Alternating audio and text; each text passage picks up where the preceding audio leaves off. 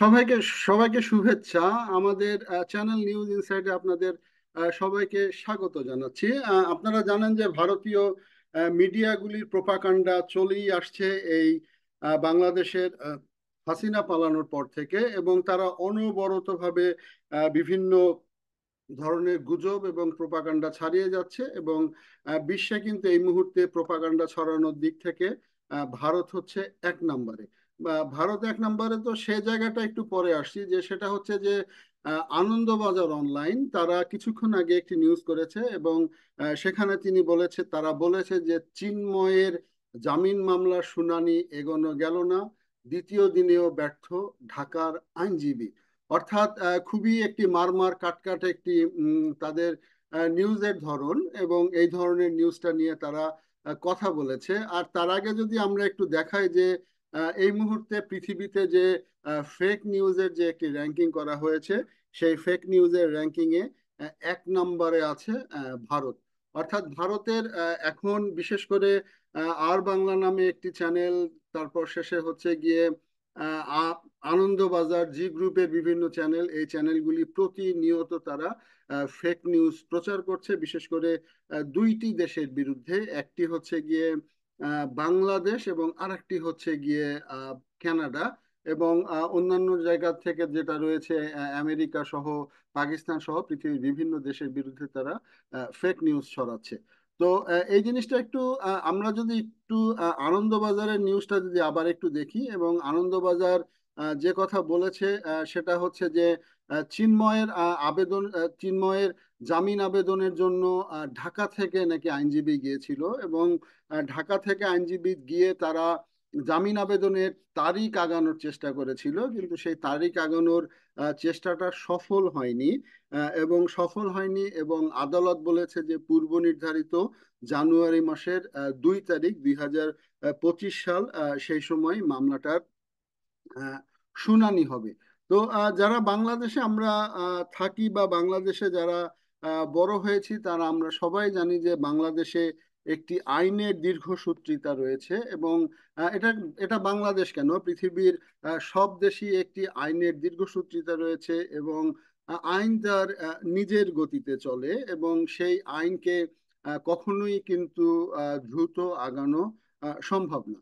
তো এই নিউজটিতে যেটা বলেছে যে সেটা হচ্ছে যে সেই ইসকন নেতার বিরুদ্ধে আমরা জানি যে আসলে কেউই আহ, চট্টগ্রামে তার পক্ষ হয়ে মামলায় দাঁড়ায়নি, এবং পরবর্তী সময়ে ঢাকা থেকে একজন আইনজীবী গিয়েছেন, এখানে তার নামটি উল্লেখ করা আছে। এবং তিনি চেয়েছিলেন যে তার মামলাটি যেন আগানো হয়, কিন্তু তার সেই মামলাটি আগানো হয়নি। তো এই নিয়ে আসলে যেটা হচ্ছে যে তাদের এই নিউজের যে প্রোপাগান্ডা, সেই প্রোপাগান্ডাগুলি তারা অনবরতভাবে চালিয়ে যাচ্ছে। এবং আহ, যেটা হচ্ছে যে আমরা জানি কি যে বাংলাদেশের যে আইনের যে একটি দীর্ঘসূত্রিতা আজ পর্যন্ত, সাগররুনির মামলারও হত্যা যে মামলা হয়েছে, সেই মামলার শুনানি শত শত বার পিছিয়ে গিয়েছে। যারা বাংলাদেশের আদালত সম্বন্ধে জানেন, আইন সম্বন্ধে জানেন, তারা জানেন যে এখানে আদালতে আইনের দীর্ঘসূত্রিতা বাংলাদেশে রয়েছে। এবং এই দীর্ঘসূত্রিতার কারণটা অবশ্যই লোকবলের সংকট এবং আইনজীবী সংকট। তার উপরে আপনারা জানেন যে কোর্টগুলিতে ডিসেম্বর মাসে একটা ছুটির আমেজ থাকে, সেই ছুটির আমেজ রয়েছে। তো সেই সময়ে এই ধরনের একজন ইস্কন নেতাকে, আহ, যিনি যদিও ইস্কন তারা দাবি করেছে যে সে তাদের নেতা না, তাকে নিয়ে এইভাবে খবর দেওয়া, কিন্তু আসলে তারাও এই ধরনের কোনো একটা উস্কানি ছড়িয়ে দিচ্ছে। এবং সেই উস্কানিতে আসলে ভারতের সাধারণ মানুষ কিন্তু এই ধরনের উস্কানিতে পা দেয় না। শুধুমাত্র পশ্চিমবঙ্গের লোকজন এবং মোদী সরকার এই ধরনের উস্কানিগুলো দিচ্ছে, কারণ পশ্চিমবঙ্গের ইকোনমিক অবস্থা খুবই খারাপ। এবং এই হাসিনা চলে যাওয়ার পরে আপনারা যদি পশ্চিমবঙ্গের ভিডিওগুলি দেখেন, তাহলে দেখবেন যে হাসিনা চলে যাওয়ার পরে তাদের ইকোনমিতে একটি বড় ধরনের ধস নেমেছে। এই ধসটা এখন এই প্রফেসর ইউনূসের সময় তারা যদি আপোষে না আসে, তাহলে তাদের এই ধস কিন্তু আরো চলতে থাকবে, এবং তাদের এই অঞ্চলের ইকোনমিটা ক্লপস হয়ে যাবে।